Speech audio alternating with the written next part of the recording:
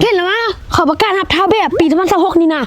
เห็นแล้วเป็นอย่างเขาอยากเป็นนะแต่ว่าเขาจะคืออยู่บ่หน้าตาเฮาหุ่นเฮาคืออยู่บ่ตัวว่านะ ใส่มึงดูความสูงกะได้อยู่เสี่ยว ได้อยู่กันบ่ ได้อยู่น่าจะตกในหอบแรกนั่นแหละ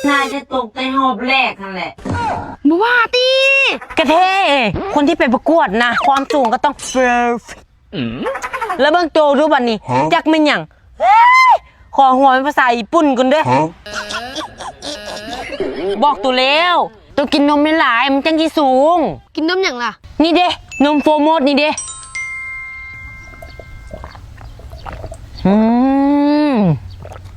อ่ะเอาไปกิน